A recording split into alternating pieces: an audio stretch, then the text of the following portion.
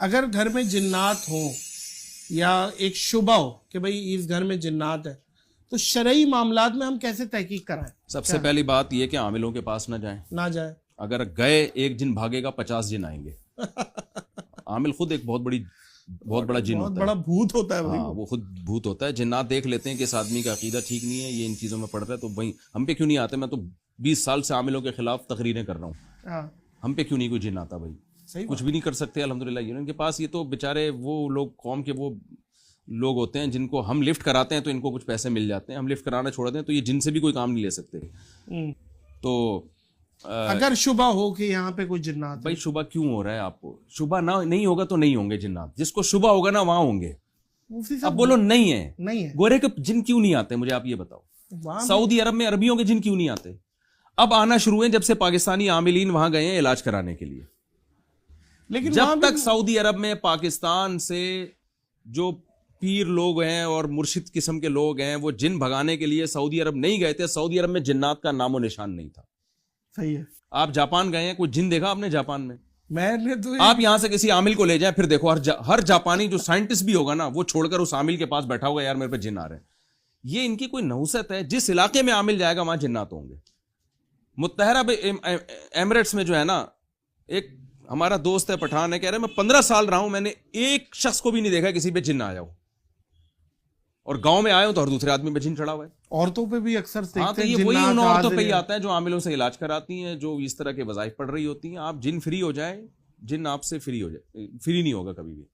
अच्छा, वो क्या गया, छोड़ तो भाई। कोई ऐसा वाकया नहीं है आपके नजदीक जो आपने सुना? जिन्नात का वजूद बरहक है, जिन आ भी सकता है लेकिन इतना नहीं जितना आ रहा है। और अगर आ जाए, पहली बात यह है कि सबसे पहले नफ्सियाती डॉक्टर को दिखाएं आप। 99.9% केसेस दिमागी होते हैं, कोई डिप्रेशन, कोई टेंशन होती है, आदमी ऊट पटांग किस्म की हरकतें कर रहा होता है। आपने जिन चुड़ैल भूत के चक्कर में उसका इलाज डिले कर दिया और वो और ज्यादा खराब हो जाएगा, फिर वो डॉक्टरों से भी नहीं संभलता। फौरन किसी अच्छे डॉक्टर को दिखाएं, वो मेडिसिन से सीधा कर देगा उसको। अच्छा। और अगर लाखों में कोई एक केस जिनका भी हो सकता है, तो आमिलों के पास उसका इलाज नहीं है। आप गए, एक बंदा ठीक होगा, आपकी नस्लें ना तबाह हो जाए ना, मेरा नाम बदल देना, आप नस्लें तबाह हो जाएंगी आपकी। तो उसका हल यही है, सूरह फलक सूरह नास पढ़ के दम किया जाए, बस ठीक हो जाए। ठीक है, नहीं हो जाए तो अल्लाह पे तवक्कुल एतमाद। हदीस में आता है, सहाबिया नबी की खिदमत में आई, या रसूलुल्लाह मुझ पे आसेब आता है और ये जो है ना, मेरी ये कंडीशन होती है। तो आपने फरमाया, अगर तुम सब्र करोगी ना इस पे, तो मैं तुम्हें जन्नत की जमानत देता हूं। वरना मैं दुआ करूंगा तुम ठीक हो जाओगी, लेकिन फिर जन्नत की गारंटी नहीं है। सही। उन साहबी ने कहा, मुझे जन्नत की जमानत चाहिए, मैं इसी बीमारी में रहना चाहती हूँ। तो पता चला कि भाई हर बीमारी का इलाज नहीं है। कुछ बीमारियां हैं जो अल्लाह ने सब्र के लिए रखी हैं। तो अगर किसी पे जिन आ गया है, सूरह फलक सूरह नास पढ़े, ज़्यादा से ज़्यादा अपनी मस्जिद के इमाम साहब से, किसी नेक आदमी से, बुजुर्ग नमाजी से दम करवा ले। इससे आगे अगर वो बढ़ेगा, मैं गारंटी से कह रहा हूँ, उसकी नस्लें याद रखेंगी। वो तावीज़ फलीते पलीते और जेब से ये पता नहीं क्या क्या, वो मर जाएगा, कभी जिन चुड़ैल भूत उसको छोड़ेंगे नहीं। तो इनको जितना आप इग्नोर करेंगे ना, इन चीज़ों से बचे रहेंगे, और जितना इनमें घुसेंगे आपकी नस्लें बर्बाद हो जाएंगी। और एक दफ़ा जो इसमें घुसा है ना, वो निकला नहीं है। सही, सही। मेरे पर किसी का बाप में ताकत है, जिन ला के दिखाए यार, ऐसी की तैसी। मैं तो कोई अमलियात नहीं करता, ठीक है ना मुझे अमलियात, बकवास है, सब धंधा है, ये छोड़ दें इसको। मैं इसमें जज्बाती हो जाता हूँ, क्योंकि हमारे बड़े बड़े उलमा, इसमें अहले हदीस शामिल भी, देवबंदी, बरेलवी, रायवंड के मुकीमीन, सब एक जैसे, जो है सब एक जैसे। धंधा है, मंजन है, कुछ भी नहीं है। ये जाहिर है जो धंधा इस टाइप का कर रहा है, वो तो फिर धंधा तो धंधा है। अच्छा मुफ्ती साहब, घर जब बनाते हैं, कंस्ट्रक्शन करते हैं, तो अक्सर ऊंट की हड्डी कोने में डाल देते हैं, और उससे दीमक के बचाव के लिए भी डाली जाती है, और जिन्नात वगैरह के भी कुछ लोग कहते हैं कि उससे भी बचा जा सकता है इन चीज़ों से।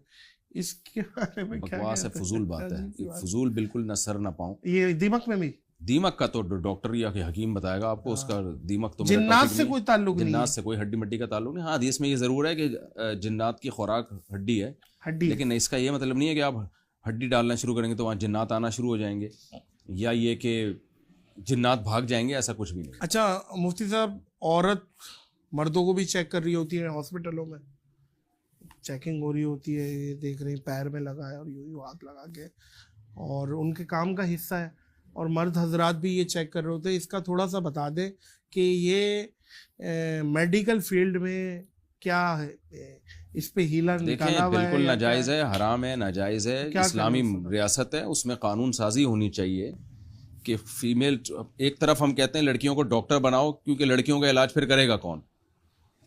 ये इसी वजह से तो कहते हैं कि लड़कियां लड़कियों से इलाज करवाएं ना। सही। तो आपने फीमेल डॉक्टर्स की तो भरमार रख दी, लेकिन लड़कियों का को चेकअप जब मेल कर रहा है और मेल का चेकअप फीमेल कर रही है, तो वो तो सारा फलसफा ही आपने बर्बाद कर दिया ना। कहीं कोई स्पेसिफिक कुछ जरूरत पड़ जाए ना, कोई इमरजेंसी केस आया है, कुछ मेल डॉक्टर नहीं है, अब जाहिर है उसकी जान पे बनी हुई है, तो उसमें चलो फीमेल मजबूरी है, जान बचाना तो पहले है ना। सही है। लेकिन नॉर्मली ये बिल्कुल हराम है, नाजायज़ है, बेगैरती है, बेशर्मी। और हमारे पास बहुत केसेस आते हैं, अच्छा। घर तबाह हो रहे हैं। डेंटिस्ट के बहुत केस आते हैं। डेंटिस्ट तो आपको पता है पूरे मुंह में घुसे हुए होते हैं वो तो, हाँ हाँ, वो तो डेंटिस्ट कि मैं नहीं कह रहा कि सारे डेंटिस्ट ऐसे होते हैं, बहुत अच्छे भी हैं अल्हम्दुलिल्लाह। लेकिन जब ये जो यूरोप में तहरीकें चली है ना 100 साल पहले कि आज़ादी हो आज़ादी हो, उस वक्त उनको नहीं पता था कि हम यहाँ तक पहुँच जाएंगे इस आज़ादी के नतीजे में जहाँ आज पहुँचे हुए हैं। नस्लें ख़त्म हो गई, मैरिज सिस्टम ख़त्म हो गया, खालू फुप्पा चच्चा, कभी नहीं सुना होगा आपने, गोरों में खाला चच्चा, सब सेटअप ही तबाह हो गया। तो ये उनको अगर पता होता ना 100 साल बाद हम यहाँ ये बन जाएंगे, तो वो बेपर्दगी का माहौल पैदा नहीं करते। उस वक्त उन्होंने थोड़ा सा मॉडर्न बनने की कोशिश की और थोड़ा सा जो है ना कि आज़ादी मिलनी चाहिए। तो उस आज़ादी का आज सोसाइटी में असर तो देखें ना, पूरा ख़ानदानी निज़ाम तबाह बर्बाद हो गया। तो ये चीज़ें स्टेप बाय स्टेप चलती हैं। आज सिर्फ इलाज की हद तक है, कल थोड़ा सा आगे बढ़ेंगे, कल उससे आगे बढ़ेंगे, हया ख़त्म हो जाएगी। तो इस्लाम नहीं इस चीज़ को बिल्कुल इसकी